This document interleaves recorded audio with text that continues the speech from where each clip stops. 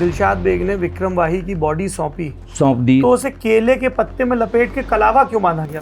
अहमदाबाद में गौतम अडानी का किडनैप किसने किया था?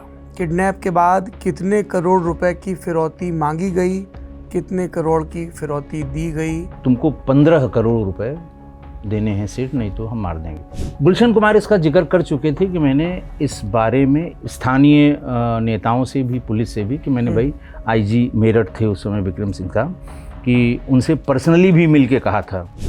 विक्रम वाही वो बुल्लू श्रीवास्तव का शिष्य था, लखनऊ का रहने वाला था।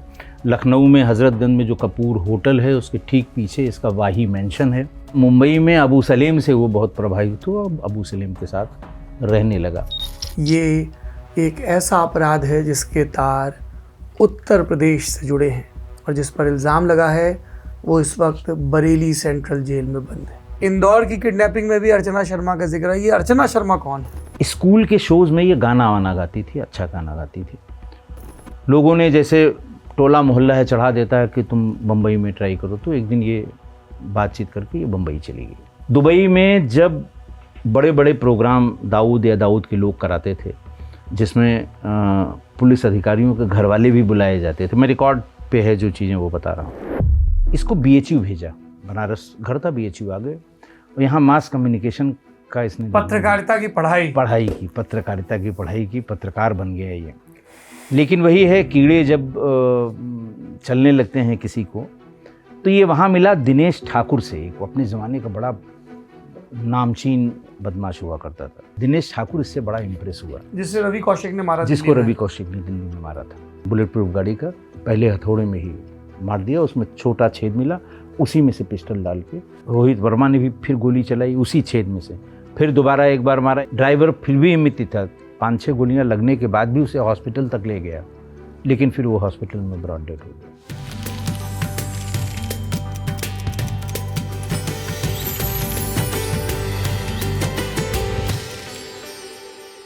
अहमदाबाद में गौतम अडानी का किडनैप किसने किया था?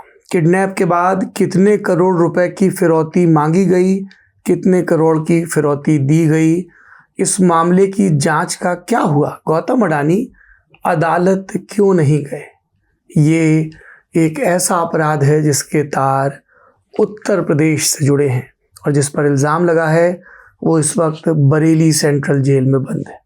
इस अपराधी का नाम है बबलू श्रीवास्तव।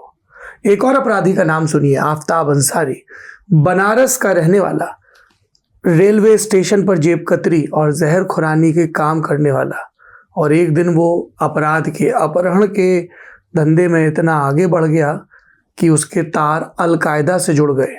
FBI ने जांच की और पता चला कि 9/11 का न्यूयॉर्क में ट्विन टावर पे जो हमला हुआ था उसमें जिस तरीके से फंडिंग की गई थी, उसमें कुछ पैसा कोलकाता, बनारस जैसे जगहों के उद्योगपतियों के अपहरण के मार्फत उस टेरर नेटवर्क तक पहुंचा था। ऐसी कितनी ही कहानियां हैं जराइम पेशा दुनिया की जो हमारे सामने आई हैं इस किताब की वजह से। किताब जिसका शीर्षक है अंतहीन, अंडरवर्ल्ड जो केवल रूप बदलता है। इसे लिखा है राजेश पांडे ने। राजेश पांडे IPS अधिकारी रहे हैं उत्तर प्रदेश काडर के। इससे पहले हमने और उनने वर्चस्व, उनकी जो किताब आई थी श्री प्रकाश शुक्ला के एनकाउंटर पर, विस्तार से उसके बारे में बात की थी मैंने अपने पूर्व अवतार में। अब मैं इंडियन एक्सप्रेस हिंदी के लिए काम करता हूँ। मेरा नाम सौरभ द्विवेदी है।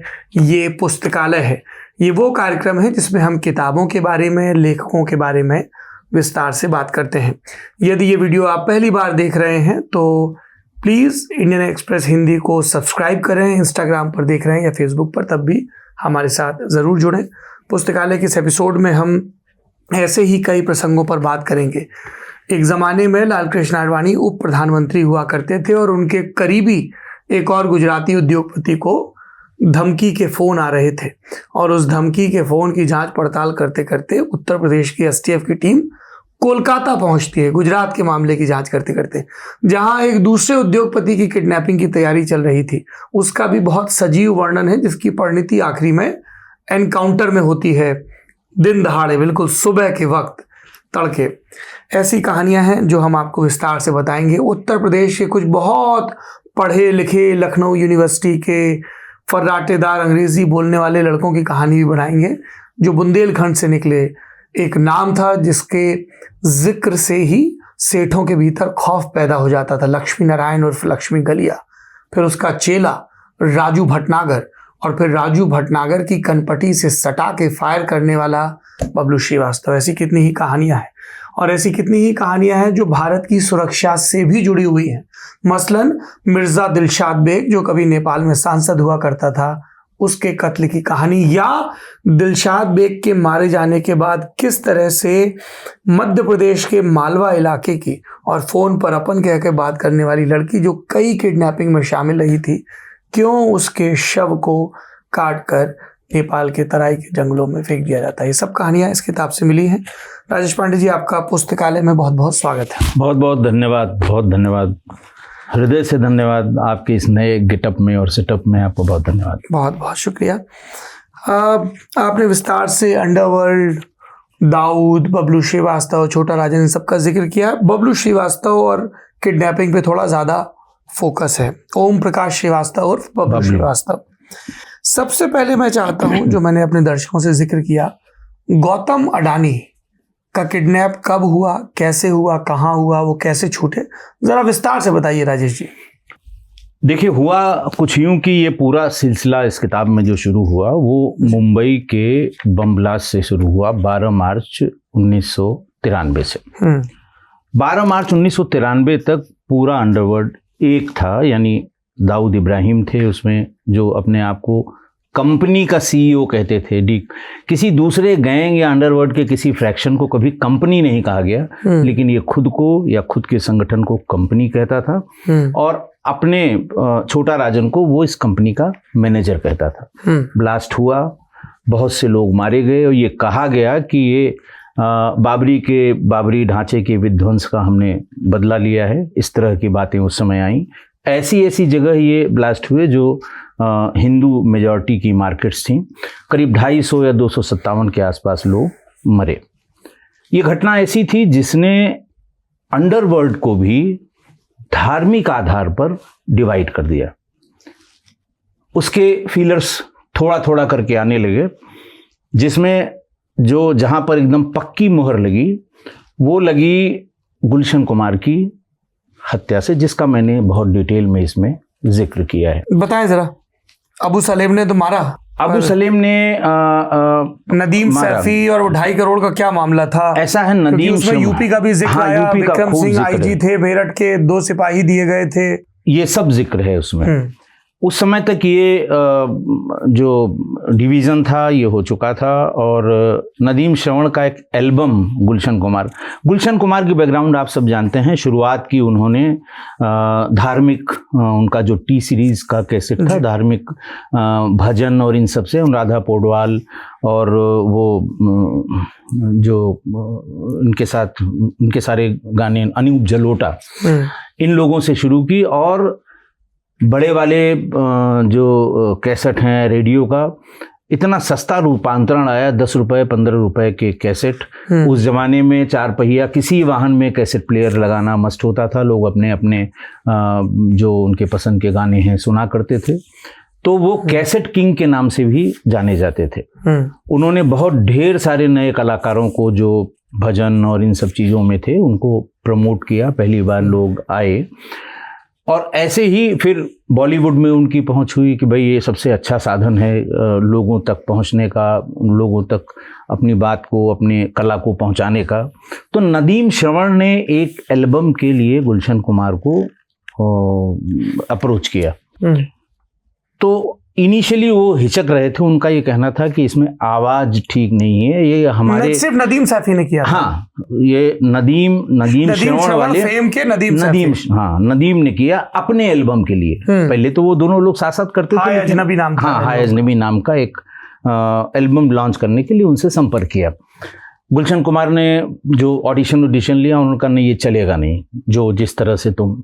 तो इसने फिर अबू सलेम या नीचे वहाँ अंडरवर्ल्ड के लोगों से फ़ोन कराया, तो खैर उन्होंने वो रिकॉर्ड कर दिया, वो एल्बम आ गया, लेकिन चला नहीं वो। फिर पूछा गया कि भाई क्यों नहीं, उनके साथ हम तो पहले ही कह रहे थे कि नहीं चलेगा।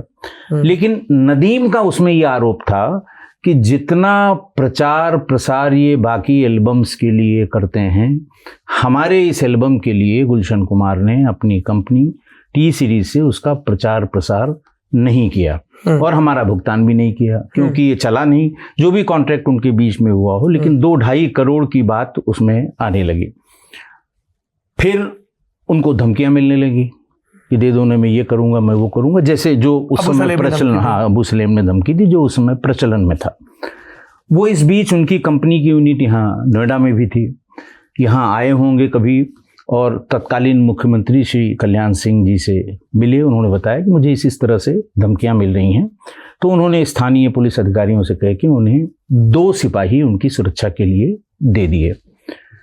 होता यह था कि जब वो मुंबई जाते थे वो 2 सिपाही चले जाते थे। जिस समय इनकी हत्या हुई थी वो सिपाही 12 अगस्त 1997 को वो सिपाही उनके साथ यहाँ से नहीं गए। इस पर भी जांच पड़ताल हुई कि साहब ये जानबूझ के तो नहीं गए। जब जांच होती है तो हर चीज़ की जांच होती है कि ये 2 सिपाही क्यों नहीं गए। तो इस पर विक्रम सिंह साहब से पूछा गया। उन्होंने कहा साहब, वही विक्रम सिंह जो बाद में डीजीपी रहे, उन्होंने कहा साहब ये प्रदेश से बाहर जाने के लिए ऐसी अनुमति लेनी चाहिए, वैसी अनुमति लेनी चाहिए डीजीपी से, तो लिहाजा बाहर जाने की अनुमति नहीं थी, इसलिए वो लोग नहीं गए। तो फिर उनसे पूछा गया कि पहले भी गुलशन कुमार इसका जिक्र कर चुके थे कि मैंने इस बारे में स्पेसिफिक, जब उनको खतरा महसूस हो रहा था तो उन्होंने स्थानीय नेताओं से भी, पुलिस से भी, कि मैंने भाई आईजी मेरठ थे उस समय विक्रम सिंह साहब, कि उनसे पर्सनली भी मिल के कहा था। पहले तो खैर उनका बयान आया कि नहीं मैं मिला नहीं हूँ, लेकिन बाद में जो अखबारों में है उस जमाने के, शरद प्रधान ने इस पर एक बड़ा अच्छा लेख लिखा था उस समय रेडिफ पर, वो अभी भी अवेलेबल होगा, आप देखिएगा। उसमें दोनों लोगों के बयान और ये सब लिखे थे। और फाइनली उनका ये कहना था कि भाई इन्हें जब जान का इतना खतरा था तो ये 2 सिपाही वहाँ पर परमिशन दे के भेजे जाने चाहिए थे। ये लापरवाही है पुलिस पे। लेकिन विक्रम सिंह साहब ने कहा नहीं नहीं, ये नियम है और हमने जो किया है वो ठीक किया है, इस तरह की बात आई। बहरहाल वो मारे गए वहाँ।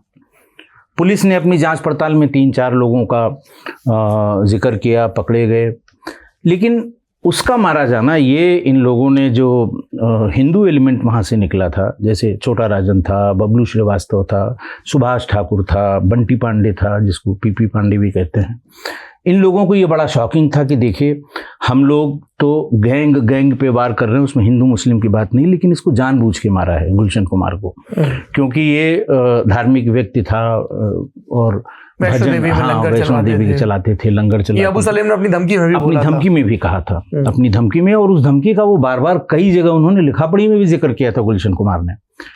खैर इन लोगों ने पता करना शुरू किया। अब ये सब चूंकि पूरा गैंग एक ही था 93 तक, तो इन्होंने पता करना शुरू किया तो ये पता लगा कि ये गोली दरअसल विक्रम वाही ने मारी है। ये जो पुलिस अपना काम कर रही है इनको करने दीजिए, लेकिन अपना पता कर लिया। अच्छा, विक्रम वाही वो बबलू श्रीवास्तव का शिष्य था, लखनऊ का रहने वाला था। लखनऊ में हजरतगंज में जो कपूर होटल है उसके ठीक पीछे इसका वाही मेंशन है। पढ़ने सैन फ्रांसिस का पढ़ा लिखा, स्मार्ट लड़का था, लेकिन जैसे होता है ना बड़े घर के लड़के, वो किसी तरह से वहाँ बबलू से मिला और बबलू अपने साथ उसको मुंबई ले गया और मुंबई में अबू सलेम से वो बहुत प्रभावित हुआ और अबू सलेम के साथ रहने लगा। फिर ढूंढा गया इसे, ये दुबई में था। घटना करने के बाद वो भाग के अबू सलेम के पास चला गया। दुबई में सब लोगों ने बबलू से कहा कि भाई तुम्हारा चेला, इसको बुलवाओ, असली बात इससे पता करो, क्या बात थी और क्यों इसने मारा। तो बबलू श्रीवास्तव ने बात की मिर्जा दिलशाद बेग से, क्योंकि मिर्जा दिलशाद बेग ने फरारी में बहुत समय उसको जगह दी थी विक्रम वाही को नेपाल में। तो इससे कहा गया, इन्होंने कई बार उससे रिक्वेस्ट की कि कैसे भी उसको बुलाओ। बहरहाल फाइनली मिर्जा दिलशाद बेग ने उसको बुलवा लिया। तब वो दुबई में था। बुलवा लिया। बुलवा के बकौल मिर्जा दिलशाद बेग, जैसा बबलू श्रीवास्तव बताता है कि बकौल उनके कि मैंने सब उसकी बात रिकॉर्ड कर ली। ये कहा था बबलू ने कि इसको हमें जिंदा दीजिए, कि मुझे और चीज़ें पूछनी हैं कि ये वाकई अबू सलेम ने मरवाया है कि दाऊद ने, क्योंकि ये कन्फ्यूज़न आज तक है। दाऊद इस बात को मना करता है कि मुझसे मतलब नहीं है, बल्कि उसने डिसोन उस समय कर दिया जब इतना हल्ला मचा। क्योंकि आपको पता होगा उस ज़माने में जब ये अंडरवर्ल्ड, जब ये कंपनी चलती थी, तो बहुत बड़ा फैक्शन उसमें हिंदुओं का था। जो छोटा राजन से अपने संपर्क बना के रखता था। तो बहरहाल वो उन्होंने कहा कि हमें जिंदा देना है। मिर्जा दिलशाद बेग के लोगों ने उसे जिंदा नहीं दिया, हैंडओवर नहीं किया। बॉर्डर पर उसे गोली मारी गई। गोली मारने के बाद बबलू के लोगों को बताया गया कि भाई अब आप इसे ले जाइए, और मैंने सब पूछ लिया है, हम कैसेट आपको भेज देंगे, लेकिन हम जिंदा नहीं दे सकते, इसके पास तमाम ऐसी चीज़ें हैं जिसमें हमारा नुकसान हो सकता है। इसी केस में मेड इन बमौर, हाँ मेड इन बमौर, हाँ मेड इन बमौर आजमगढ़ में। आजमगढ़ में क्या है ये बमौर गांव है? बमौर एक गांव है, शहर में ही, शहर के बाहरी हिस्से में तमसा नदी के किनारे एक बमौर गांव है, जिसमें हर घर में कट्टे बनते हैं। मैं बता दूं कि मैं सीओ सिटी आजमगढ़ भी रहा, बड़े लंबे समय रहा। तो उस समय भी बमौर में दबिश के लिए महाराष्ट्र पुलिस, सूरत की पुलिस, तमाम जगह जहाँ जहाँ ये लोग, आजमगढ़ वाले लोग जहाँ हैं, जहाँ ले जाते थे, पकड़े गए, कोई घटना हुई तो दबिश होती थी। और जैसे ही बाहर की पुलिस आती थी, कभी लोकल पुलिस का साथ लिया उन्होंने, कभी नहीं भी लिया, तो ये जितना सामान वामान है वो तमसा नदी में फेंक देते थे और खुलेआम लिखते थे उसको मेड इन बमौर, जैसे ब्रांडिंग चल रही थी बमौर की। तो वो खैर पुलिस आई, फिर लोकल पुलिस थी, हम लोगों के से संपर्क किया गया, तो वो असली आदमी जिसने वो सप्लाई किया था कट्टा, वो मिल गया। फिर उसे पुलिस यहाँ से ले गई, वो चार्जशीट भी हुआ। इसका जिक्र मैंने इस किताब में किया है कि कैसे कैसे वो बरामद हुआ। दिलशाद बेग ने विक्रम वाही की बॉडी सौंप दी, तो उसे केले के पत्ते में लपेट के कलावा क्यों बांधा गया? ऐसा हुआ कि 4 टुकड़े किए इन्होंने, ये सब जानबूझ के दिखाने के लिए कि तुम सोचते हो कि तुम ही चालाक हो, तुमने मार दिया, ये देखो जिसने मारा था हम उसको मार रहे हैं। 4 टुकड़े किए बबलू श्रीवास्तव के लोगों ने, जो उसको जिंदा लेने आए थे, लेकिन मिर्जा दिलशाद बेग ने उनको जिंदा हैंडओवर नहीं किया। 2 पार्ट उसकी बॉडी के भारत में और 2 नेपाल में।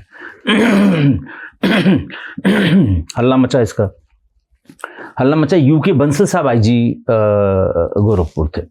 ये पता लगा कि अंडरवर्ल्ड से रिलेटेड है, 4 पार्ट इकट्ठा किए गए, उसकी फ़ोटो बनाई गई। उस ज़माने में ये मोबाइल होते नहीं थे, फैक्स से वो फ़ोटो भेजी गई लखनऊ, क्योंकि ये सब यही लोग जो है वो पुलिस तक ये बात पहुंचा देते, साहब ये विक्रम वाही है, लखनऊ का रहने वाला है, हजरतगंज में रहता था, जिसकी ये 4 पार्ट है। तो जब ये वहाँ पुलिस को सूचना मिली, उन्होंने फैक्स किया। फैक्स लेके मैं सीओ हजरतगंज था, फैक्स लेके गया अपनी चौकी इंचार्ज जो विधानसभा क्षेत्र में वो इलाका आता है, तो उसको भेजा। उसने बताया कि साहब उसकी माँ और 2 बहनें वहाँ रहती हैं और पिछले काफ़ी दिनों से वो ताला बंद करके चली गई हैं। रिश्तेदारों को, नातेदारों को ढूंढ के तो ये पहचान हो गई कि वो विक्रम वाही ही है। जब वो मिला था उस समय भी रेडिफ पे ये खबर आई थी कि साहब उसके सिर के हिस्से को केले के पत्ते में लपेट के वो रक्षा उन्होंने बांध दिया था। कलावा जो होता है, जो पहनते हैं लोग, वो बांध दिया था। बाकी किसी हिस्से पर नहीं, सिर के हिस्से पे बांधा गया था। इसकी भी लोगों ने अपनी अपनी तरह से व्याख्या की, लेकिन जो सबसे लॉजिकल व्याख्या है जो बबलू श्रीवास्तव के लोगों ने उस समय बताया था पुलिस को कि साहब हम बताना चाह रहे थे कि देखो तुमने इस कलावा की रक्षा नहीं की और तुम्हारा ये हाल हुआ, हम तुम्हारे सिर पे इसी तरह सबके सिरों पे कलावा बांधेंगे अगर तुम ये करते रहे। वो ऐसा इंसिडेंट था गुलशन कुमार का की हत्या की। उसके बाद इन दोनों ग्रुप्स में, दोनों गुटों में आपस में सुलह समझौते, क्योंकि दोनों तरफ के बड़े बड़े लोग जब एक दूसरे पे हमला होता था तो वो बीच बचाव करते थे, बैठाते थे, नहीं भाई तुमने ये गलत किया तुमने। उस घटना के बाद, गुलशन कुमार की हत्या के बाद, ये बिल्कुल परमानेंट ये बात बंद हो गई और एक दूसरे के खून के प्यासे हो गए। तमाम इंसिडेंट्स उस समय हुए जब ये गैंग एक दूसरे के खून के प्यासे रहे। ये घटना हुई 17 अगस्त 1997 के 97 की, जी है ना जी। और फिर 1 जनवरी 1998 को अहमदाबाद में गौतम अडानी का किडनैप होता है। जी, जरा वो बताइए। हुआ असल में ये कि जब इसके बाद उन लोगों का सब बंद हो गया, आपसी बातचीत बंद हो गई, वो इनके आदमियों को मारना शुरू किया और इनके आदमियों को, एक तरफ दाऊद, एक तरफ छोटा राजन, बबलू श्रीवास्तव। अच्छा, एक घटना इस बीच में और हुई। 95 में महाराष्ट्र में बीजेपी शिवसेना की सरकार आ गई, मनोहर जोशी मुख्यमंत्री बन गए। उसके पहले जो कांग्रेस की रिजीम थी, उसमें जो पुलिस ऑफिसर्स थे वो प्रो दाऊद थे और छोटा राजन के लोगों को मारते थे, एनकाउंटर होता था और रातों रात उनकी निष्ठा बदल गई। जैसे ही ये सरकार आई तो ढूंढ ढूंढ के दाऊद के लोग मारे जाने लगे और वो 5-7 लोग थे, सब एक ही बैच के थे और सब एनकाउंटर स्पेशलिस्ट हो गए। Batch of 1983। हाँ, बैच ऑफ 1983। आंद्रे था और कौन कौन था, पूरा नाम मैं बताऊं, ये था प्रदीप शर्मा थे और आंद्रे था, हाँ कई लोग थे उसमें। तो ये सब वो हो गए, किसी के 30, किसी के 40, किसी के 100 हैं। तो ये वो और एक दूसरे को खत्म करने लगे, ये एक दूसरे को एक एक करके ये मारने लगे कि वो इनको मारते थे और बिल्कुल जैसे ये कहें ना कि वो खाली हो गया। लेकिन फिर भी इन लोगों ने ये देखा कि उसका काम नहीं बंद हो रहा है। पहले पैसा यही लोग इकट्ठा करके, छोटा राजन के लोग ही इकट्ठा करके और उसको भेजते थे दाऊद को। पैसा जमा होता था वहाँ इरफान गोगा के पास और वहाँ से वो दाऊद को भेजा जाता था। लेकिन इनके पैसों में कमी नहीं हुई, ये अपना काम जैसे करते थे वैसे करते रहे। पेज 85 पे है, पेज 1983 के हाँ, रविंद्र आंग्रे, विजय सालस्कर। देखिए इसमें हैं सचिन वाजे, आंग्रे, प्रफुल्ल भोसले, प्रदीप शर्मा, विजय सालस्कर, ये सब 83 के हैं। तो इन सब के हिस्से में 50 से कम किसी के हिस्से में एनकाउंटर नहीं है, क्योंकि एनवायरनमेंट मिल गया उनको, सूचना देने वाले मिल गए, दाऊद के लोग कमजोर हो गए थे। तो इन्होंने पैसे का सोर्स बंद करने के लिए ऐसे लोग आइडेंटिफाई किए जो अभी भी दाऊद को पैसा दे रहे थे। खासकर जो पोर्ट पर ऑपरेट करने वाले लोग हैं, उनका ये कहना था कि साहब हम बिना दाऊद के हम सिक्योर नहीं हैं, हमारे साथ दिक्कत होगी। तो उसमें इन्होंने शुरू किया, सबसे पहले फ़ोन किया सबको। बबलू श्रीवास्तव को जिम्मा दिया गया कि आप सबको फ़ोन करिए। बाबू भाई सिंघवी को भी फ़ोन किया गया, गौतम अडानी को भी फ़ोन किया गया। इस तरह से जो गुजरात से लेके महाराष्ट्र तक के सबको फ़ोन किया गया। गौतम अडानी भी इसी तरह से पैसा देते थे। अब जो उसको कहते हैं कौन सी प्रोटेक्शन मनी, बाबू भाई सिंघवी भी देते थे। बड़े आदमी थे, नमक के बहुत बड़े व्यापारी थे, आडवाणी जी के बहुत नज़दीकी थे। फिर उन्होंने कहा नहीं हम नहीं देते हैं, लेकिन लोग इन्हीं के थे जो पैसा ले जाते थे या पैसा जिनको पहुंचाया जाता था। फिर वार्न किया, फजलुर रहमान को लगाया गया इसमें। बबलू का एक बहुत ही नियर एंड डियर एसोसिएट था, तो उसको लगाया गया कि इनसे मना करो कि ये पैसा देना अब बंद कर दें, वरना इनके साथ ठीक नहीं होगा। किसको? दाऊद को? दाऊद के जिनको पैसा दे रहे हैं, दाऊद को पैसा दे रहे थे, ये सारे लोग दाऊद को प्रोटेक्शन मनी दे रहे थे। तो उनको सबको फोन करके कहा गया कि दाऊद को पैसा देना बंद कर दीजिए। अब हम यहाँ पर हैं, ये छोटा राजन के लोग, छोटा राजन कहीं जहाँ दांव लग गया ये सुभाष ठाकुर, जहाँ दांव लग गया बंटी पांडे और बबलू श्रीवास्तव। तो ये काम वहाँ बबलू श्रीवास्तव को दिया गया। तो बबलू श्रीवास्तव ने और फजलुर रहमान ने गौतम अडानी को मना किया कि आप दाऊद को जो प्रोटेक्शन मनी देते हैं वो कतई न दें, बिल्कुल न दें, नहीं तो इसका अंजाम बुरा होगा।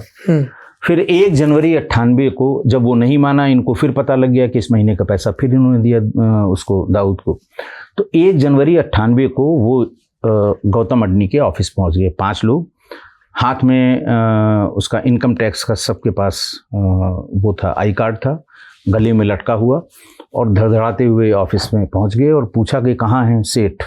तो उनका साहब सेठ तो है नहीं। तो डराया धमकाया, कहाँ गए? तो उन्होंने कहा कि वो क्लब में गए हैं, कर्णावती क्लब में गए हैं अहमदाबाद में। तो उनका ठीक है, उनसे कह दीजिए कल सुबह 10 बजे डॉक्यूमेंट्स के साथ और अपने सीए के साथ वो आएंगे ऑफिस में, उनकी जांच है। अच्छा, वहाँ से निकल गए। फिर उन्होंने आपस में बात किया कि देखो हम लोग निकल गए हैं, टेलीफोन से कर्णावती क्लब में उसको बताया जाएगा, तो अपना हिसाब किताब दुरुस्त करने के लिए वो भाग के ऑफिस आएगा, क्योंकि सुबह उसको जाना है, रात भर का टाइम है, तो हिसाब किताब दुरुस्त करेगा। और एग्जैक्टली यही हुआ। जैसे ही ये लोग कर्णावती क्लब की तरफ बढ़े, उधर से आ रहे थे गौतम अडानी, उनके साथ एक शांतिलाल पटेल नाम के उनके मित्र भी थे। जिस गाड़ी से आ रहे थे, इन लोगों ने अपनी गाड़ी उसके आगे लगाई और हाथ से बाहर से निकाल के आइडेंटिटी कार्ड, आगे पीछे जितने लोग थे उन लोगों ने आइडेंटिटी कार्ड, गाड़ी इन्होंने साइड में लगा ली और रुक गए।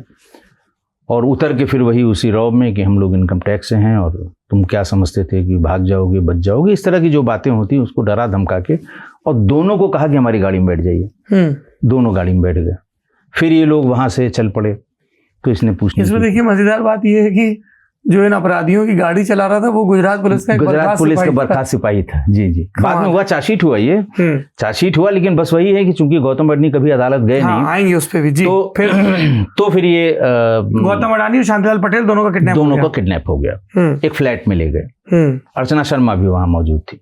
जो और लोग थे वो सब, अर्चना शर्मा पहले कभी नहीं मिली थी, लेकिन उसको, ये एक किरदार है अर्चना शर्मा, बार बार जिक्र आएगा, भी पूछेंगे जी जी जी।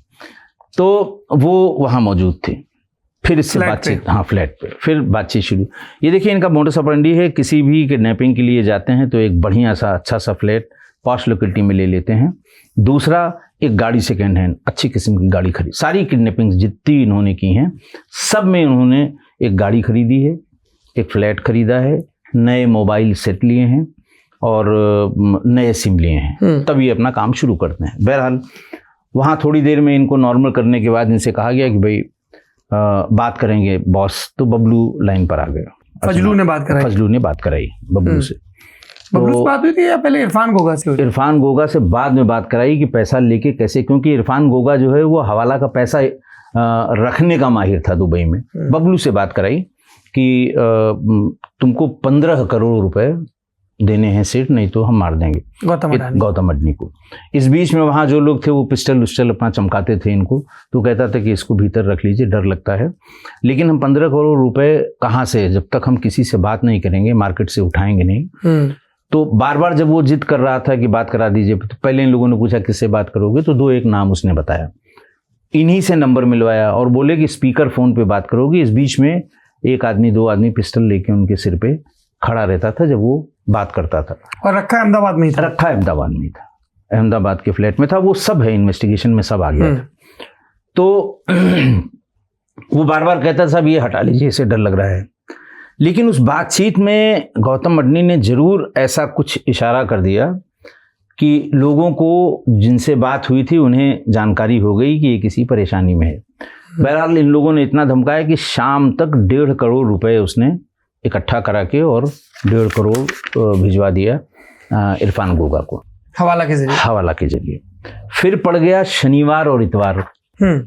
फिर बताया कि और बाकी पैसा, उन्होंने कहा साहब हम वो जो है वहाँ बैंकॉक में और सिंगापुर के बैंक से हम आपको ट्रांसफर कर देंगे।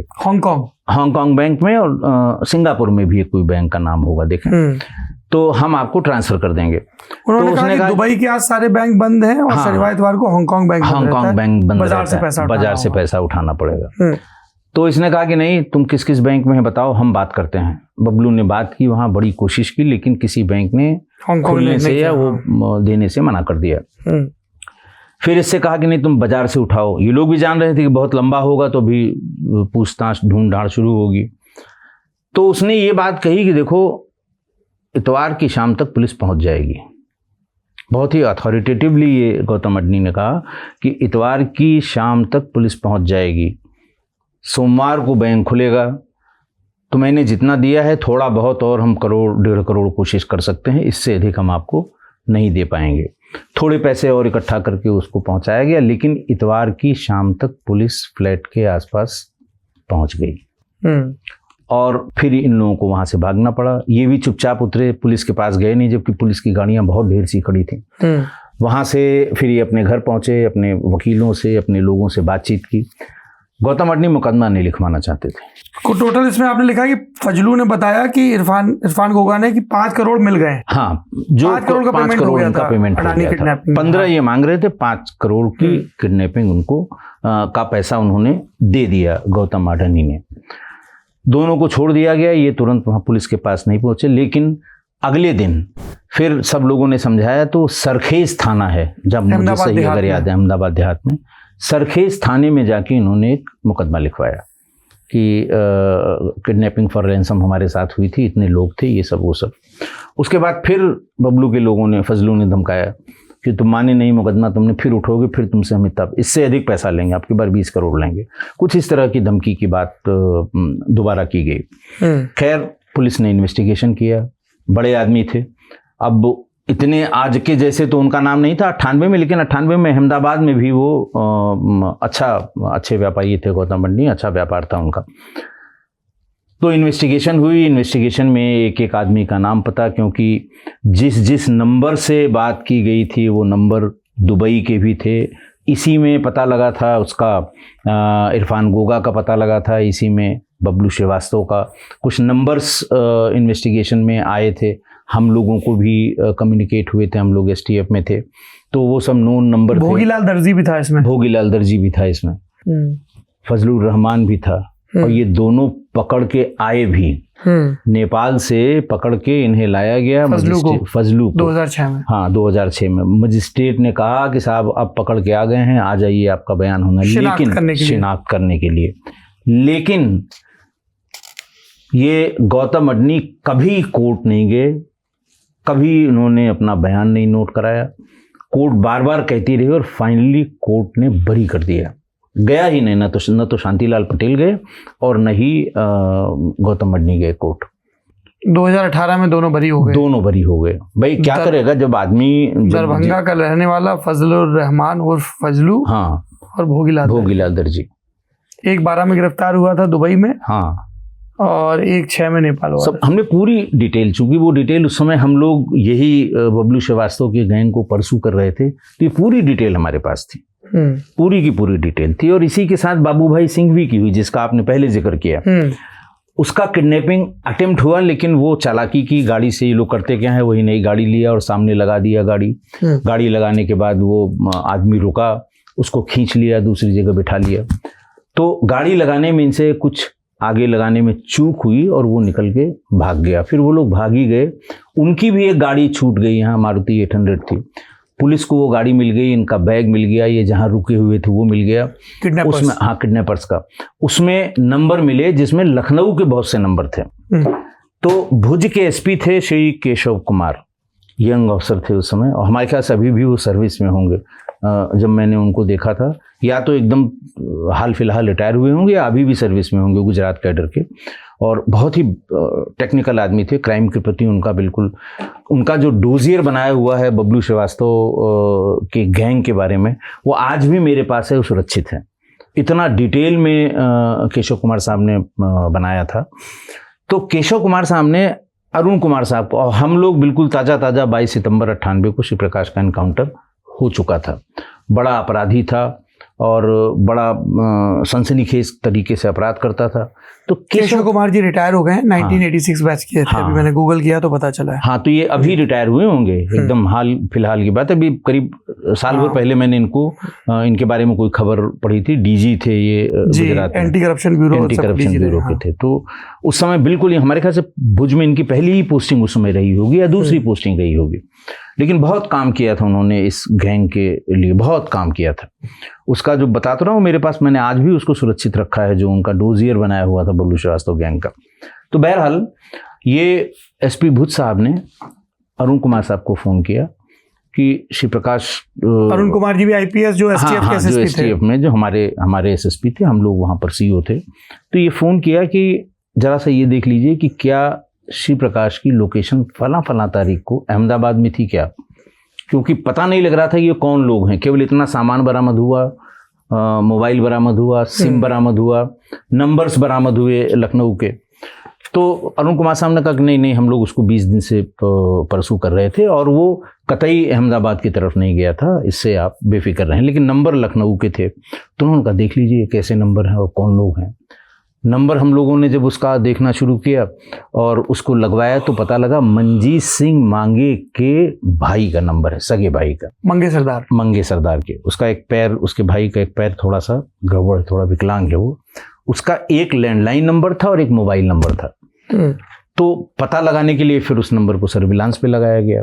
तो उस पर कलकत्ता से बराबर कांटेक्ट हो रहा था कई नंबरों से।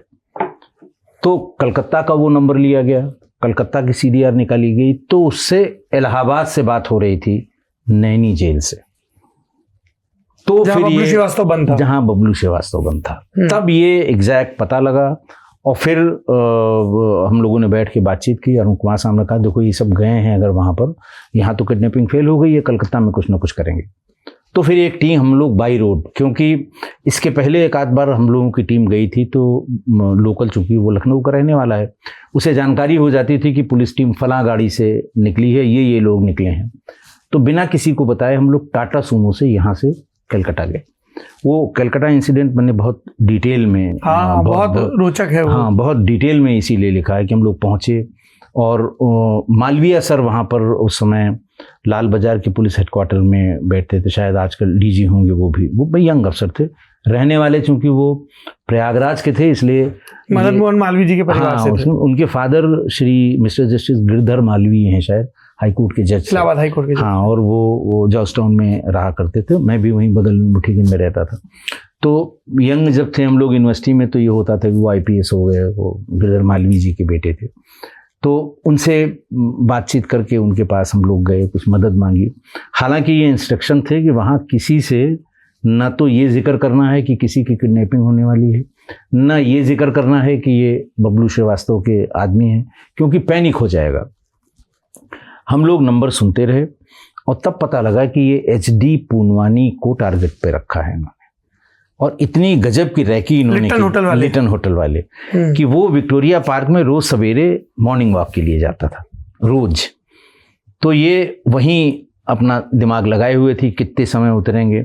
और एंट्री गेट से आप घूम के जब हाफ वे जाएंगे तो वहाँ पेड़ बहुत से हैं, जो वॉकिंग ट्रैक है वहाँ कई पेड़ हैं। कुछ लोग पीछे वाले गेट से आते हैं, एक आध गाड़ियाँ वहाँ खड़ी रहती हैं, बाकी सब गाड़ियाँ बाहर ही खड़ी होती हैं। बड़ी लंबी सी पार्किंग, वो बहुत भीड़ रहती है वहाँ।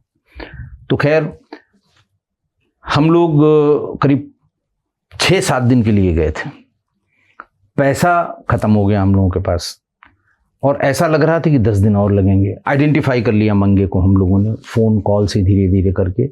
एक जगह जहाँ वो बार में जाके बात कर रहा था तो अंदाज लग गया कि यही मंगे है जिसको हम लोग सुन रहे हैं सर्विलांस के जरिए। तो खैर इसी बीच में अरुण कुमार साहब ने कहा कि यार ऐसा है कि पैसे की दिक्कत है, तो आज तो नहीं हो पाया रिजर्वेशन, कल हम सत्येंद्र सिंह साहब को और कुछ थोड़ी और एक्स्ट्रा टीम, हम लोग रोज़ शाम को ब्रीफ करते थे कि आज ये हुआ, आज ये हुआ, आज ये हुआ। ये अंदाज लग गया कि 6-7 लोग हैं। हम लोग भी 6-7 लोग, 8 लोग थे।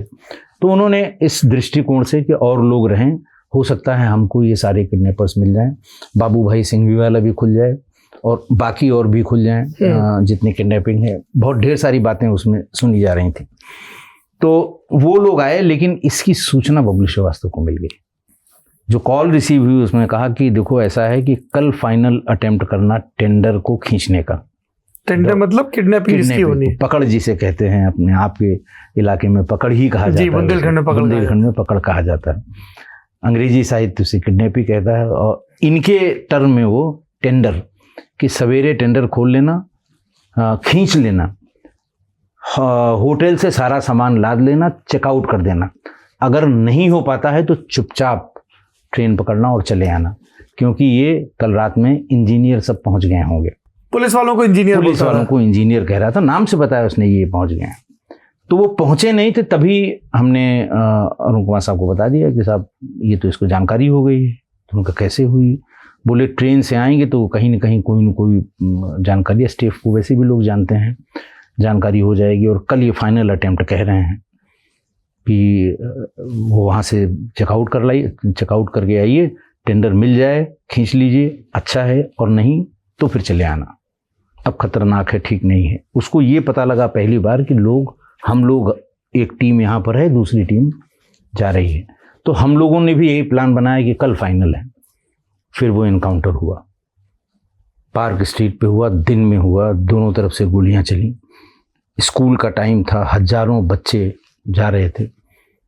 AK-47 से हम थे, अविनाश था, एक हमारा ड्राइवर था सरफराज, ये उमेश थे, ये सारे लोग, हम लोग एक गाड़ी में थे कि भाई आज बिल्कुल फाइनल अटेम्प्ट है।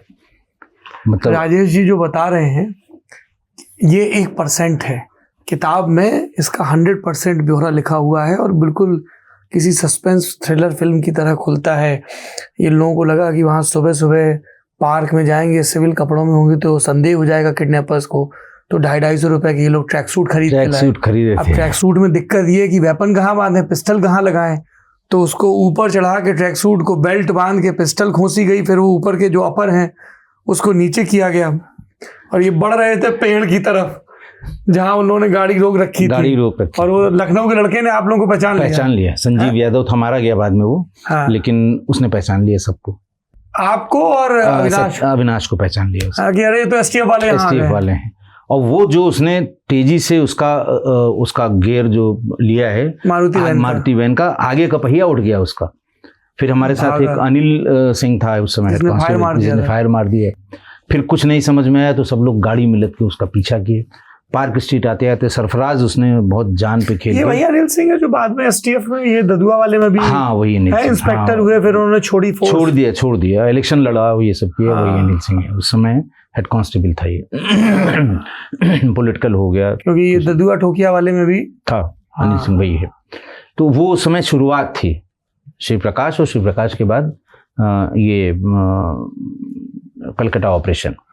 तो इसने फायर मार दिया, और बस फायर मारना था कि वो एकदम भागी वहां से। और फिर उसके बाद हम लोगों की टाटा सूमो पार्क स्ट्रीट पहुंचते पहुंचते सरफराज ने टाटा सूमो हम लोगों के जमाने की डिफेंडर थी। हाँ हम लोगों के जमाने की डिफेंडर थी। तो वो जो है पीछा किया और नजदीक जाके फिर AK-47 से बर्स्ट फायर किया। अविनाश था उस समय, हाँ उसने बर्स्ट फायर किया, और सारी गोलियां देखिए उस पर, जबकि इतने लोग थे वहां, सारी गोलियां उसके मारुति वैन के बैक में लगी, और जितनों के सिर उसमें थे सब वहीं मर गए।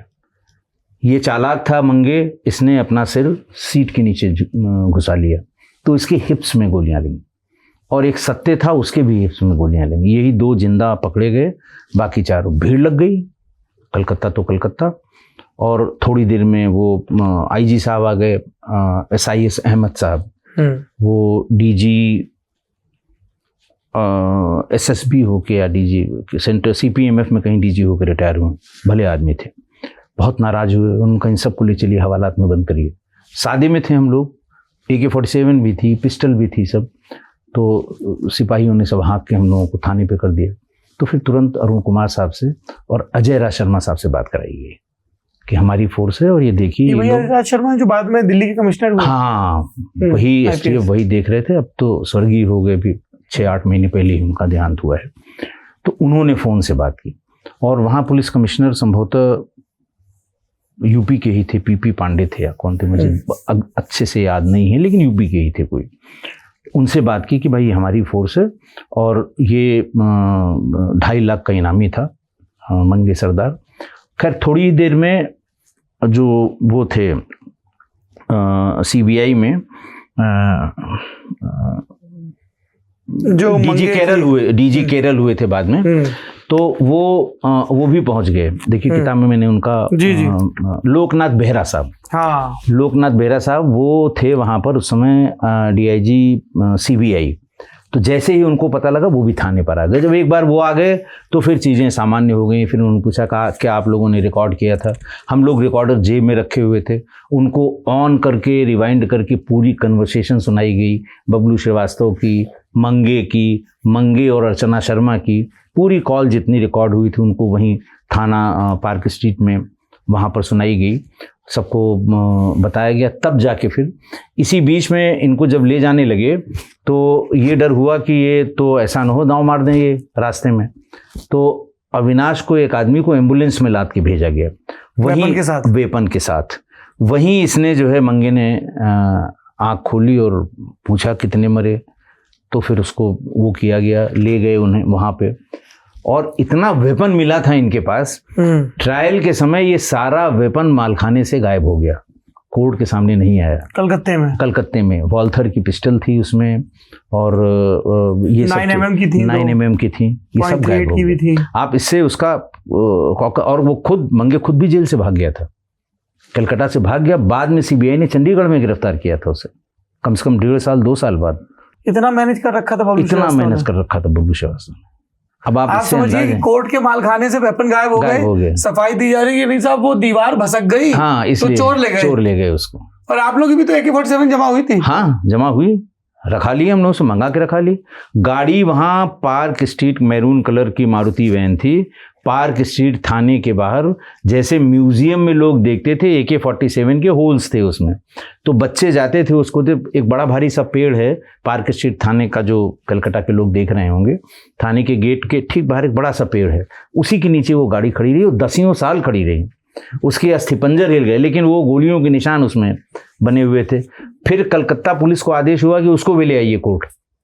अब वो बेचारे, मतलब कुछ बचा ही नहीं 10, 12, 15 साल में। अभी मैं 2013 तक कोर्ट में गया था इसकी गवाही में, मैंने वो डेट भी जिक्र किया है। ये विचार भवन है वहाँ का, उसके 6th फ्लोर पे वो कोर्ट थी जिसमें मैं जाया करता था। और वहाँ पर कब कब इसकी पेशी होती थी मंगे की, ये सारा जिक्र है इसमें।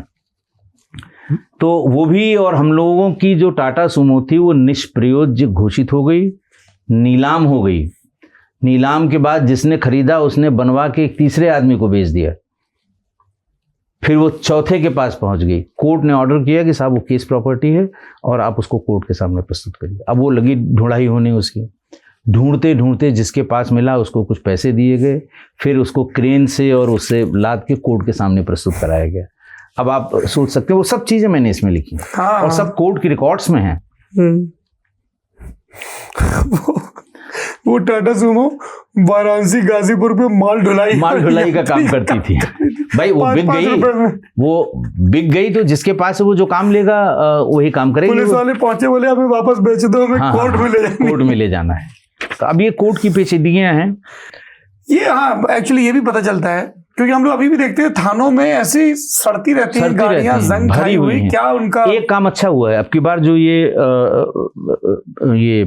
जो भारतीय न्याय संहिता और भारतीय सुरक्षा संहिता या भारतीय साक्ष्य संहिता जो आई है, इसमें इसके बारे में लिखा गया है। ये जिस किसी की निगाह पड़ी हो कि साहब ये बहुत भद्दा हो, अच्छे अच्छे थानों के सामने वो जो कूड़ा करकट रहता है, तो उसका उन्होंने कहा कि आप इसकी फोटो खींचिए, संबंधित कोर्ट में इसको जमा करिए, जमा करके उसका वो इवेल्युएशन कराइए और इसको नीलाम कर दीजिए या बेच कर दीजिए। ये नया प्रोविजन है। इससे ये जो वहां पर गंदगी रहती है, कबाड़ खाना हर थाने के बाहर। अच्छा, एक बात बताइए जी, इसमें मंगे और सत्ते जी 2 गोली लगी और बच गए, बाकी सब मौके पे मारे गए। यही सत्ते बाद में वकालत भी करता रहा और कोर्ट में पेश भी नहीं हुआ। ये कैसे होता है? देखिए, अब वही है एक आदमी एक मुकदमे में अपराधी अपहरण करता है। अरे साहब, वो खाली वकालत ही नहीं करता रहा, वो बार एसोसिएशन का इलेक्शन लड़ा और उसमें पदाधिकारी हुआ। कहाँ की बात है? लखनऊ का ही रहने वाला था। वांछित है वहां पर है मुकदमे में, कलकत्ता में नहीं गया कभी, और उसकी एब्सेंस में ट्रायल हुआ। इसीलिए वो नए वाले जो कानून है BNSS और BNS, इसमें इन सब का भी प्रोविजन है कि इन एब्सेंसिया भी ट्रायल होगा और उसमें वो होगा। ये इस किडनैपिंग में कलकत्ते की अर्चना शर्मा का जिक्र आया, कोड नेम था नंदिनी। गौतम अडानी वाले में भी अर्चना शर्मा का जिक्र आया, इंदौर की किडनैपिंग में भी अर्चना शर्मा का जिक्र आया। ये अर्चना शर्मा कौन है?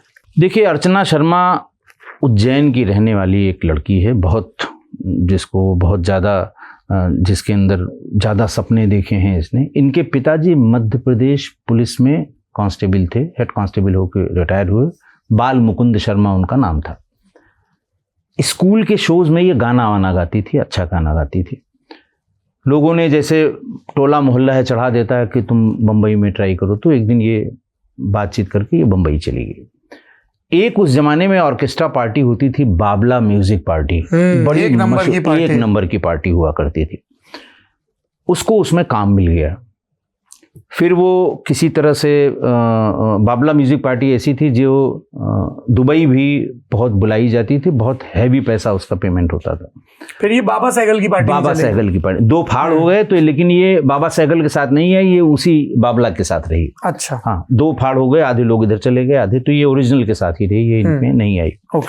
दुबई में जब बड़े बड़े प्रोग्राम दाऊद के लोग कराते थे, जिसमें पुलिस अधिकारियों के घर वाले भी बुलाए जाते थे, मैं रिकॉर्ड पे है जो चीज़ें वो बता रहा हूँ, तो उसमें भी ज़्यादातर में ये म्यूज़िक पार्टी बुलाई जाती थी, बाबला वाली। वहाँ गई तो वहाँ इसको पीताम्बर मिगलानी नाम का एक बड़ा रईस ज़्यादा मिल गया, जो मुंबई का रहने वाला था। धीरे धीरे उन दोनों में आपस में जान पहचान हो गई। जब म्यूज़िक पार्टी जाने लगी वहाँ से तो मिगलानी ने इसको रोक लिया। उसने कहा तुम चिंता न करो, तुम्हारा हम पासपोर्ट नया बनवा देंगे और हमेशा के लिए बनवा देंगे। वो नहीं गया। धीरे धीरे चूंकि महत्वाकांक्षी बहुत थी, इसने पता किया कि इसके 4 फ्लैट हैं मुंबई में मिगलानी के। इनमें से एक फ्लैट किसी अच्छी जगह, मैंने लिखा है नाम मैं भूल गया हूँ, बोरीवली में एक फ्लैट है जो बहुत महंगा है। इसने कहा कि चलते हैं हम लोग उसको वहां पर रिपेयर कराएंगे और एक पावर ऑफ अटॉर्नी उससे लिखवा लें पीताम्बर मिगलानी से। ये नहीं कहा कि सब हमारी नीयत क्या है, हम उसको जाके पता चल गया कि तुम शादीशुदा हो। खैर वो ले लिया उसने और फिर उसको छोड़ने से इनकार कर दिया और ये कहा कि देखो मैं तुम्हारे साथ।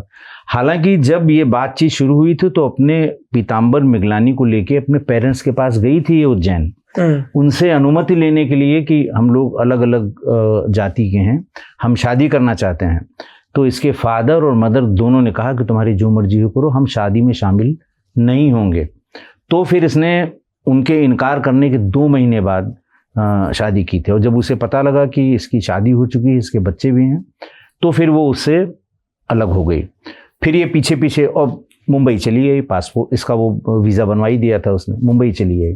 पीछे पीछे पीताम्बर मिगलानी भी आया, बहुत इसको मनाता रहा, ये करता रहा। किसी बहाने से इसका पासपोर्ट और वीज़ा जिस पे लगा हुआ था वो फाड़ के जला दिया उसने, मिगलानी ने और कहा देखो कैसे तुम जाती हो दुबई। फिर ये अगली बार गई दुबई, वहाँ पर इसे इरफान गोगा मिल गए। वहाँ एक होटल में, होटल का नाम है इसमें, होटल में वो रिसेप्शनिस्ट हुई थी। तो वहाँ ये मिल गए और इरफान गोगा भी इसकी खूबसूरती पे फिदा हुए। इरफान गोगा दाऊद गैंग और फिर छोटा राजन गैंग से जुड़ा था, हवाला का बड़ा ऑपरेटर था। तो जितना ये किडनैपिंग का पैसा आता था दुबई में, उस पैसे का कलेक्शन और फिर रीडिस्ट्रीब्यूशन इरफान गोगा करता था। और दोनों गुट का वो बराबर वरदहस्त था उसके ऊपर, छोटा राजन का भी और उसका भी। तो इरफान गोगा वहाँ मिल गए। इसने ये कहा कि हमारा और पीताम्बर मिगलानी का ये मामला सलटा दीजिए। उसने कहा हम सब सलटा देंगे, सब ठीक कर देंगे, बस तुम्हें एक काम करना होगा। तो उनका बताओ क्या काम करना होता है। एक किडनैपिंग के बारे में उसने बात की तो इसने मना कर दिया। इसने कहा नहीं, हम ये नहीं कर पाएंगे। फिर ये लौट के गई और फिर उसने कोर्ट में, कचहरी में कहीं फंसा दिया अर्चना शर्मा को।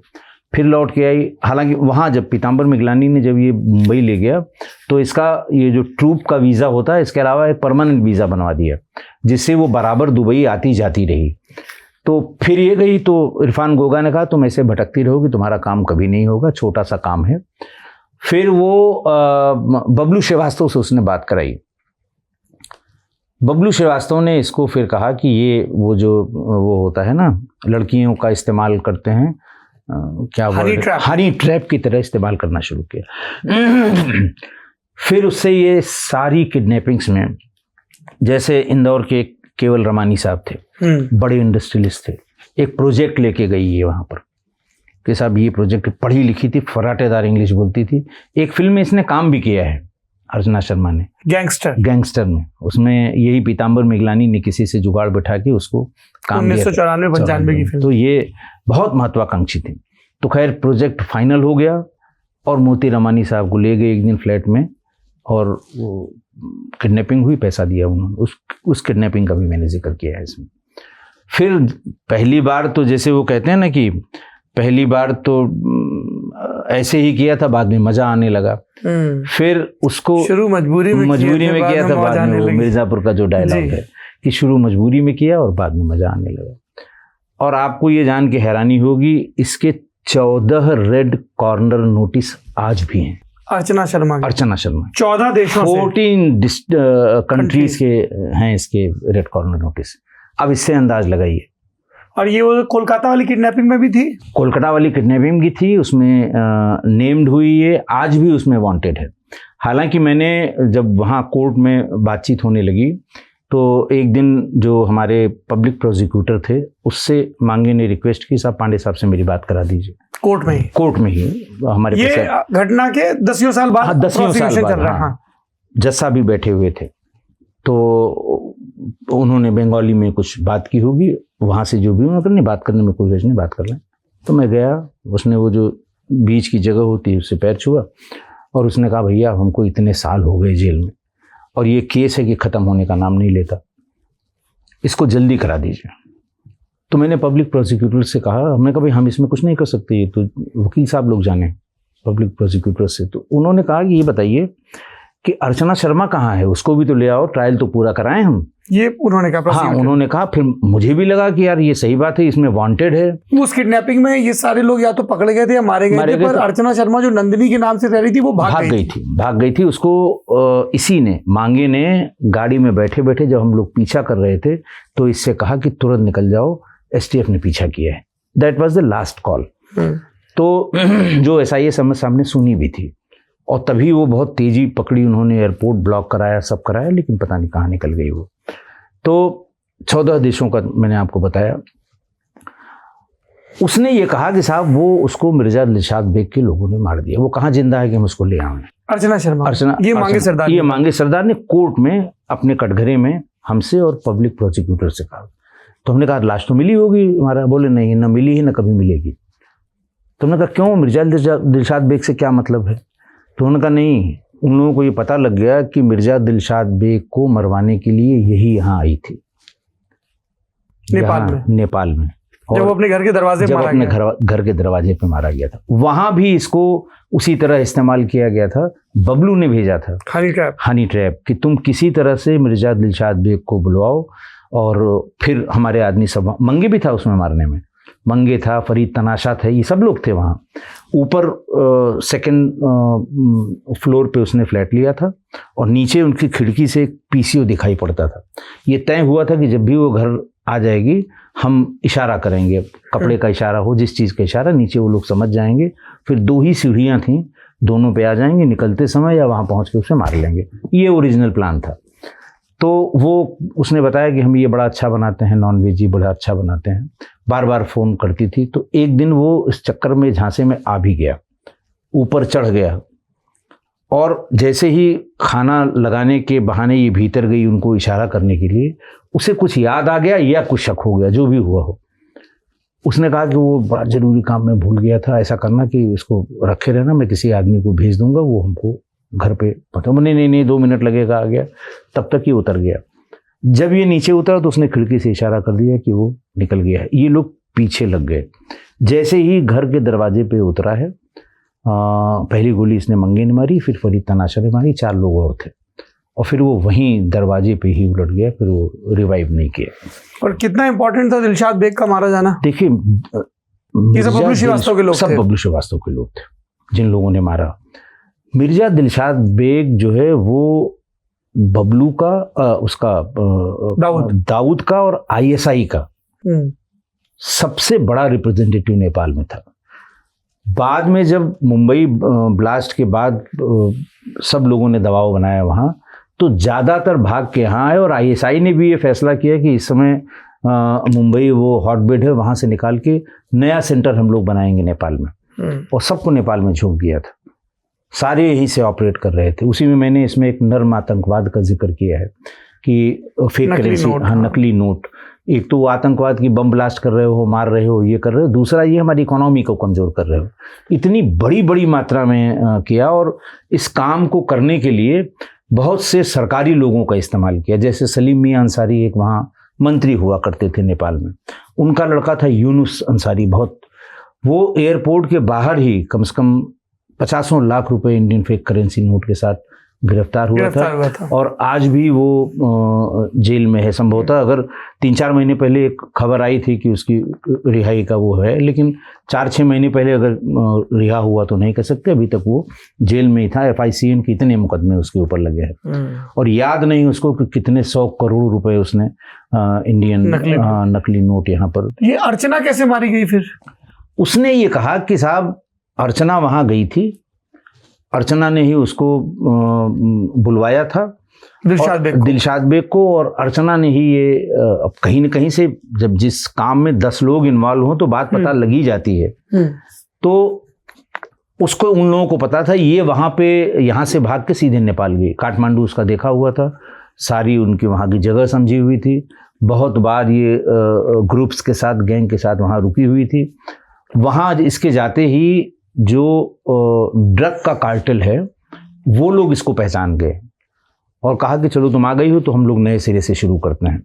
लेकिन उसी में कोई दिलशाद बेग का आदमी था जिसने दिलशाद के बेग के लोगों को ये खबर कर दी कि यहाँ आ गई है, बहुत बढ़िया मौका है, इसी की वजह से मारा गया है। फिर ये कहते हैं कि मार के उसे ऐसी जगह फेंक दिया कि आज तक लाश भी नहीं मिली। ये मंगे ने कोर्ट में बताया था, नॉट ऑफिशियली। पुलिस फाइल में वो भी फरार है। हाँ, पुलिस फाइल में आज भी फरार है। उसके सारे जितने रेड कॉर्नर नोटिस हैं वो सब आज भी वैलिड है। आप ये बता रहे थे दिलशाद बेग कैसे अचानक से उठा, शक हुआ, और मुझे ध्यान आया जब इरफान गोगा वो हवाला ऑपरेटर वो जहाज में था, जुआ खेल रहा था और बबलू ने फोन किया था और फिर बाद में शरद शेट्टी ने मारा था। शरद शेट्टी ने मारा था। शरद शेट्टी ने अपने यहाँ, उसको ताश का पत्ती या जुआ खेलने की बड़ी खराब आदत है इरफान गोगा को थी। इसको पता लग गया था भाई, सब कह तो रहा हूँ, सब एक ही थैली के चट्टे बट्टे थे। अलग अलग हुए तो वो इनकी कमजोरी जानते थे, वो इनकी कमजोरी जानते थे। जब वो सारा, अब जैसे इन्होंने उसकी मनी ट्रेल को देखा और हर जगह से ब्लॉक कराया उनके आदमियों को उठा के, वैसे ही दाऊद ने भी कहा कि सारा पैसा इरफान गोगा रखता है, इसको साले को खत्म करो, इनको भी इकोनॉमिकली वीक करो। उसने भी अपनी तरफ से कसर नहीं छोड़ी थी। तो इकोनॉमिकली वीक करने के लिए इरफान गोगा को पहले ये तय हुआ था कि इसको शिप में ले चलेंगे, हमारे सारे लोग होंगे, और ऐसा हुआ भी। लेकिन बबलू ने कहा कि फौरन चले आओ, रास्ते में मार देंगे, भाग आया वो। फिर उसके बाद उसको शरद शेट्टी ने अपने यहाँ बुलवा के 20 गोलियां मार के और अपने ही लॉन में खोद के गाड़ दिया था। उसकी पत्नी जब 4-5 दिन नहीं है, शैला उसकी पत्नी, शैला उसकी पत्नी, डांसर, हाँ डांसर थी वो, और बड़ा दोनों में वो था, वो सब डांसर ही हैं इसमें। आपने तीसरी चौथी बीवी है, उसने एक वो लिखवाया, मिसिंग कंप्लेन कराई, और फिर उसने बबलू को बताया कि 4-5 दिन से ये आ नहीं रहे, कोई खबर ही नहीं है। तो बबलू ने अली बुदेश को फ़ोन किया, बहरीन में है, आज भी है वो। अली बुदेश को फ़ोन किया कि जाके देखो शैला परेशान है, ये गया कहाँ। तो वो वहाँ से आए, वो वहाँ एजेंसीज़ के कांटेक्ट में था, उनसे पूछा, उसे अंदाज लग गया कौन कौन है। तो शैला ने उसमें सबको, छोटा शकील और फलाने, अनीस इब्राहिम दाऊद का भाई, सब नामजद एफआईआर कराई। नामजद एफआईआर कराई तो दुबई की पुलिस उन्हें पकड़ के ले भी आई। ये 6-7 दिन वहाँ बंद रहे। उसके बाद फिर ये छोटा शकील और इन लोगों ने कहा कि सब अपने ही आदमी थे। उस जमाने में शैला को 25 लाख रुपए दिए थे छोटा शकील ने, और फिर इसने विड्रॉ कर लिया। इंडियन एजेंसीज बहुत कोशिश करती रही कि रिवाइव हो जाए ताकि इसी बहाने उसको हम लोग यहाँ ले आए, लेकिन नहीं हो पाया। और शैला तब से गायब है। उसके बाद से शैला का कोई पता नहीं है। हमको लगता है उसका भी काम तमाम कर दिया भाई लोगों ने। ये मतलब मैंने देखिए इस किताब के लिखने का मकसद भी यही था कि साहब ये हाजी मस्तान से शुरू हुआ और अभी लेटेस्ट ये जो आपके लॉरेंस बिश्नोई तक आया, लास्ट चैप्टर मैंने वही किया है। तो काम कुछ नहीं खत्म हुआ, ठीक है, वो इम्पैक्ट नहीं था, वो चीजें नहीं थी, चेहरे बदलते गए। इसीलिए आपने लिखा है अंतहीन, अंडरवर्ल्ड जो केवल रूप बदलता है। तो ये रूप, तो इस तरह की बहुत सी इन लोगों में बहुत सी चीजें अभी भी नहीं खुली हैं कि हुआ क्या था। जैसे शैला आज तक पता नहीं कहाँ गई, ऐसा थोड़ी इन लोगों को नहीं पता होगा, इनको पता होगा।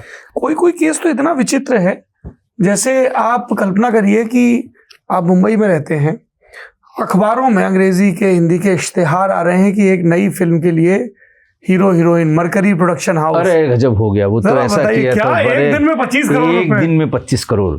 ये पीपी पांडे, जिसको बंटी पांडे कहते हैं आज की तारीख में, यूपी का ही था ना? नहीं, ऊधम सिंह, ये है उत्तराखंड का। उत्तराखंड का बहुत ही नोन, डिवाइड नहीं हुआ था, हाँ, बहुत ही नोन आदमी है ये। जब ये, जैसे हम लोग रंगरूट कहते हैं, तो जब ये रंगरूट डी कंपनी में गया तो बंटी पांडे वही जिसने वो हथौड़ा मारा था बुलेट प्रूफ कार में। हाँ, वही उद्दीन, वो ईस्ट वेस्ट एयरवेज का मालिक था। हाँ, थकी उद्दीन वाहिद।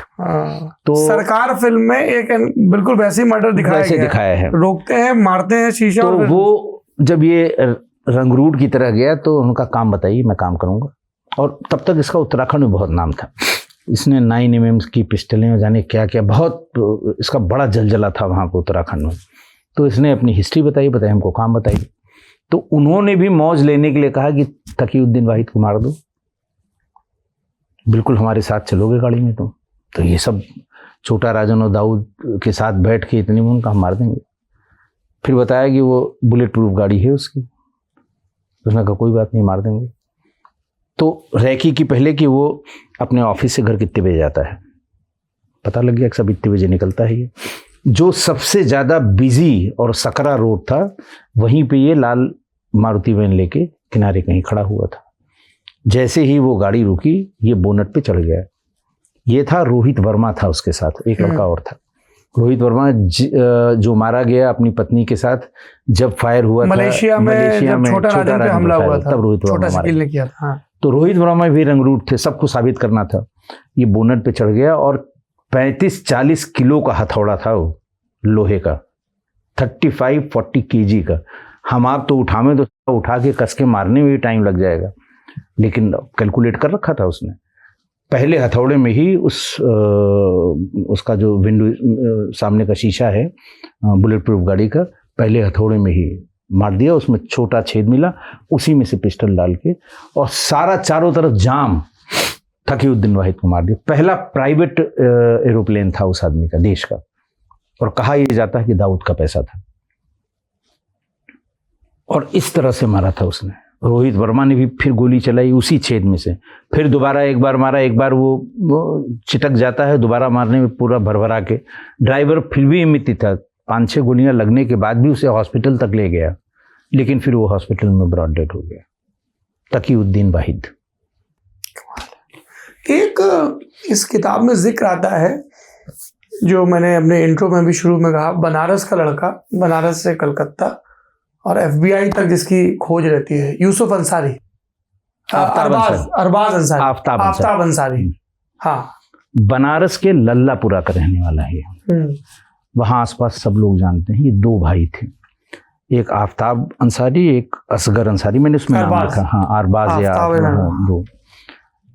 इन लोगों ने, ये लोग गए कलकत्ता, और कलकत्ता रेलवे स्टेशन पर इन्होंने, उस जमाने में वही जहर खुरानी गैंग चलता था, फेक टिकट का धंधा होता था, जाली टिकट पकड़ा दिया। बाद में वो आदमी बेचारा परेशान हो गया, उसको 4 गुना 6 गुना पैसा देना पड़ा।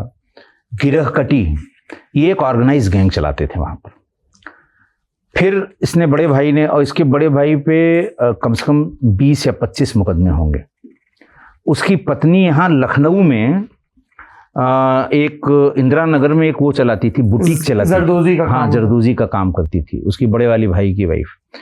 आफ्ताब वहां से आया जब, तो अनवर नाम था भाई हाँ, का। अनवर नाम था इसके भाई, आफ्ताब और अनवर। हाँ, आफ्ताब और अनवर बड़े नामचीन ये गिरहकट थे वहाँ मालदा रेलवे स्टेशन के। सैकड़ों मुकदमे वहाँ लिखे हुए हैं। तो बड़े वाले ने कहा कि यार हम तो काम कर ही लेंगे, तुम जाओ, नहीं तो तुम्हारा करियर का, यंग हो, पढ़े लिखे हो। इसको BHU भेजा, बनारस घर था, BHU आ गए, और यहाँ मास कम्युनिकेशन का इसने पत्रकारिता की पढ़ाई की, पत्रकार बन गया ये। लेकिन वही है, कीड़े जब चलने लगते हैं किसी को, तो ये वहाँ मिला दिनेश ठाकुर से, एक अपने ज़माने का बड़ा नामचीन बदमाश हुआ करता था। ये भी किडनैपिंग करने लगा था। मैं अगर सही हूँ तो नाम उसका यही है। हाँ, दिनेश ठाकुर से ये वहाँ पे मिला। दिनेश ठाकुर इससे बड़ा इंप्रेस हुआ, जिसको रवि कौशिक ने दिल्ली में मारा था। तो दिनेश ठाकुर जो है वो इससे बड़ा इंप्रेस हुआ कि अरे बड़ा मज़ेदार आदमी है, बढ़िया है, स्मार्ट है, गोरा चिट्टा है, बढ़िया अंग्रेजी बोलता है, वेल ड्रेस रहता है। तो उसको अपने साथ घुमाने लगे, दिल्ली ले गया, फिर टारगेट आइडेंटिफाई करने लगे। कुछ किडनैपिंग्स ने उनके साथ की। फिर इसको जब दिल्ली में इसकी शोहरत हो गई, तब दाऊद के पैनल पर ही आ गया। उसने कहा कि भाई तुम्हारी सुरक्षा की सारी गारंटी हमारी। तो पहली बड़ी किडनैपिंग इसने आनंद प्रकाश अग्रवाल की बनारस में की। कोयला व्यापारी, नॉर्थ इंडिया के सबसे बड़े कोयला व्यापारी, और इतनी स्मार्टली कि हम लोग मौके पे पहुंच गए थे तुरंत। जैसे ही पता लगा हम लोग गए, हाहाकार मच गया बनारस में। सवेरे 6:30 बजे वही इनकम टैक्स वाला वो लेके सूट बूट बढ़िया टाई और धड़ाधड़ 3 टायर में है उनकी सुरक्षा। पहले वो लगा हुआ है बैरियर, पहला हटाया, फिर दूसरा वो मुंह वेविल वाला बैरियर है वो भी फट से खुल गया, और तीसरा वाला वहाँ पे 3-4 लोग वो जो वॉकी टॉकी लेके बैठते हैं वो थे। क्या बोला, हम सीबीआई से हैं? कहाँ हाँ, से? हम सीबीआई से हैं, और तुरंत जांच होनी, उनको बुलाइए, हम उनको ले जाएंगे वहाँ। कप्तान साहब होटल ताज में बैठे हैं, बनारस का ताज गैंजेस।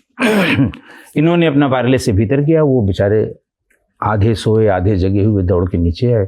सर आप लोग बैठ गया, परिचय दिया सबका अंग्रेजी में कि हम लोग सीबीआई से आए हैं, और उन्होंने कहा कि सर आपको बहुत ही अर्जेंटली ताज गंगेज चलना पड़ेगा, और वहाँ हमारे कप्तान साहब आए हुए हैं सीबीआई के, वो आपसे बात करेंगे, उन्हें कुछ डॉक्यूमेंट्स चाहिए। तो उसने कहा कि ठीक है हम चेंज करके आते हैं। बोले चेंज करने की कोई ज़रूरत नहीं, आप अपनी गाड़ी पे बैठिए, चलिए पीछे पीछे, वहाँ 10 मिनट का काम है केवल। तो उसने कहा फिर अपनी गाड़ी क्यों ले, हम आप ही की गाड़ी में बैठ जाते हैं। तो वो इन्हीं की गाड़ी में बैठ गए। जब वो उस तरफ जाने लगे तो इन्होंने कहा ये ताज गंगेज का रास्ता तो है नहीं। तब फिर पिस्टल लगा दिया, उसको ले आए सीधे यहाँ लखनऊ काना काकर हाउस के पास एक फ्लैट ले रखा था, उसमें रख दिया, और फिर उसमें पैसा लिया गया, बहुत लंबा पैसा लिया गया।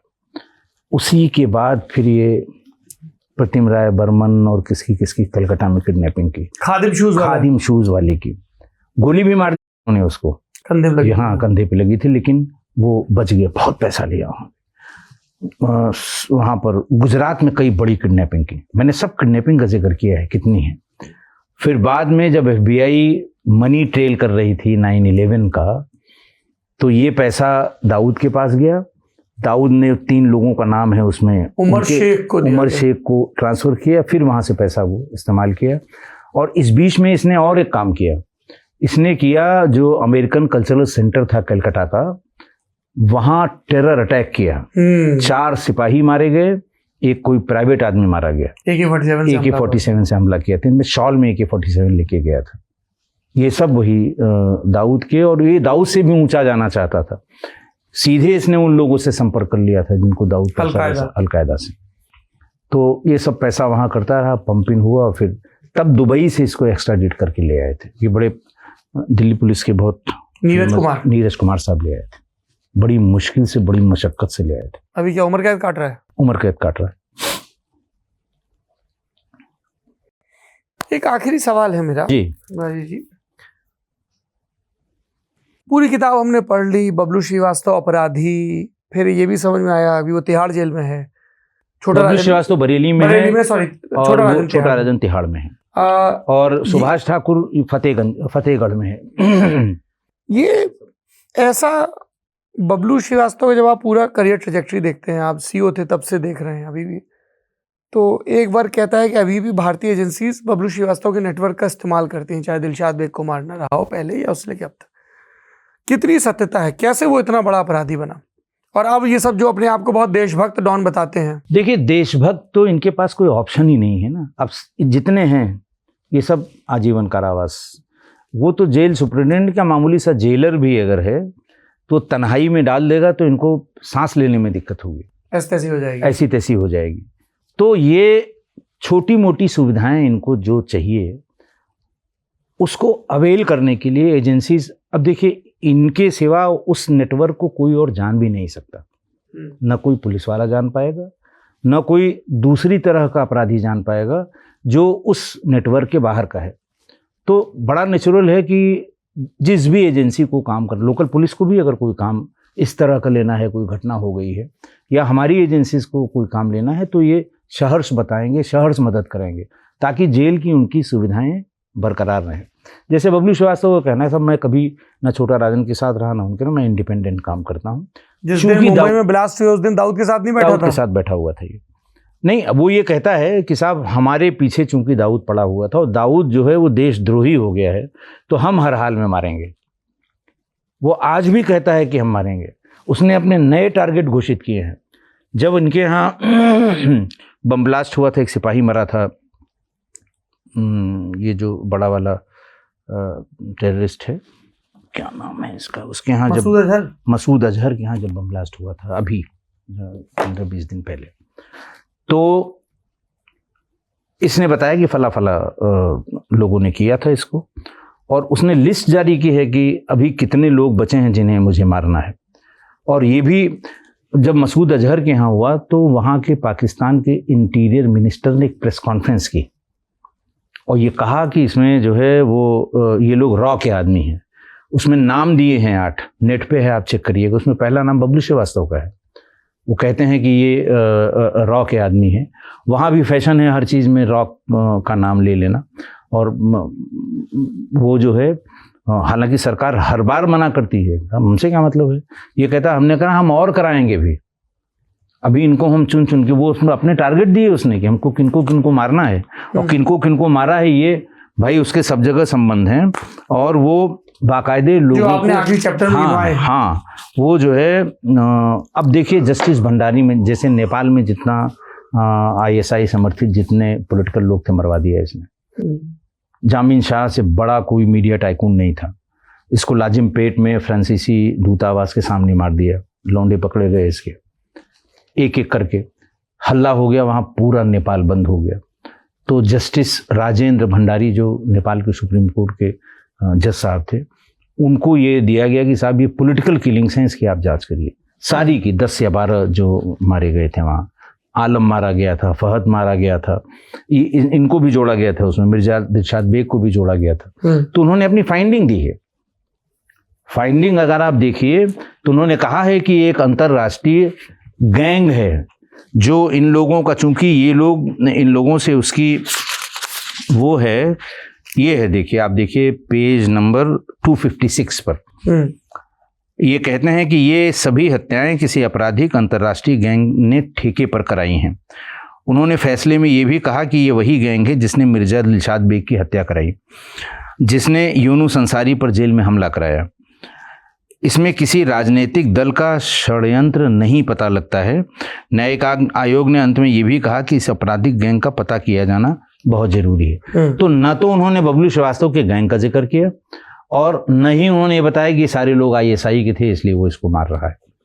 तो ये, और बड़ा भारी नेट पे है जजमेंट, आप इसको देख लीजिए। मिस्टर जस्टिस राजेंद्र भंडारी, जितनी वहाँ पॉलिटिकल किलिंग हुई थी और उसमें ज़्यादातर लोग जो पकड़े गए हैं, आप जिसको ये बबलू क्लेम करता है कि सब हमारे लड़के हैं, आप देखिए उनका नाम देखेंगे तो आप भी, वो आज भी वो नेपाल की जेलों में बंद हैं, सब नेपाल की जेलों में बंद हैं। मैं नाम इतना ज़्यादा है ना भूल गया हूँ,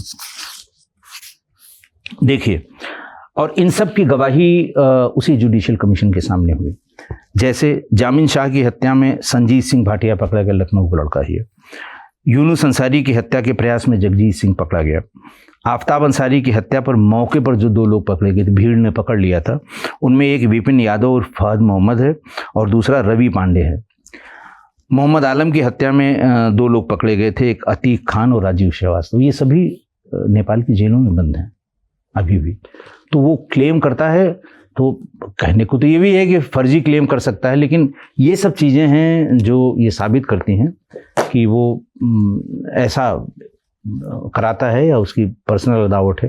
वो 2 चीज़ें कहता है साहब इसके आदमी अगर मार दिए जाएं तो ISI के लिए किसी काम का नहीं रह जाएगा। और हिस्ट्री है कि जो आदमी ISI के लिए काम का नहीं रह जाता उसको ISI खुद ही मार देती है। तो इस तरह का उसके दिमाग में वो चल रहा है। उसके दिमाग में भी छोटा राजन का इस्तेमाल कर रहे हैं सब, सुभाष ठाकुर का इस्तेमाल कर रहे हैं, सब देशभक्त बने हुए हैं। लेकिन देशभक्त न बने तो और करें क्या। आपने किताब में एक जगह लिखा है सुभाष ठाकुर के जिक्र में, ये सुभाष ठाकुर और लक्ष्मी नारायण और लक्ष्मी गलिया ये सब ब्रजभूषण शरण सिंह के यहाँ भी शरण पाते थे। हाँ देखिए, ब्रजभूषण शरण सिंह जिस जमाने में उनसे ज़्यादा कोई टीवी उस पर कैमरे पे बोलता नहीं है। आप उनकी रोज़ 4-5 रील देख लेंगे अगर आप देखेंगे तो वो बताते हैं कि साहब मेरे साथ जो हुआ, जैसे वो कहते हैं मेरे भाई की हत्या हुई और बड़ा बुरा हाल, और वो सामंतवाद से लड़ रहे थे, ये भी वो कहते हैं। तो ये उसी समय की बात है, 90 के दशक की, कि राजू भटनागर, बबलू श्रीवास्तव ये अपने सारे असलहे उन्हीं के पास रखते थे। जैसे पुलिस का बहुत दबाव हुआ तो असलहे वहाँ रख दिए, अपना घूमे टहले, थोड़ा ईज आउट हुआ तो फिर वहाँ से ले गए। तो ये वही दौर था। आप ये बताइए कौन सा, जितने बड़े जो आपराधिक माननीय लोग हैं, आपराधिक इतिहास वाले माननीय लोग हैं, कौन कैमरे पे कहता है कि हाँ मैंने गोली मारी थी, हाँ मैंने हत्या की थी? ब्रजभूषण के सिवा किसी और को, देखिए मैं उनकी राजनीति पर नहीं जाता, मैं मेरा कोई मेरी समझ नहीं है राजनीति की इतनी, लेकिन मैं गोंडा में एसपी रहा। समझ है, लेकिन आपके पद की मर्यादा है, आप बोलेंगे नहीं, ये मत कहिए।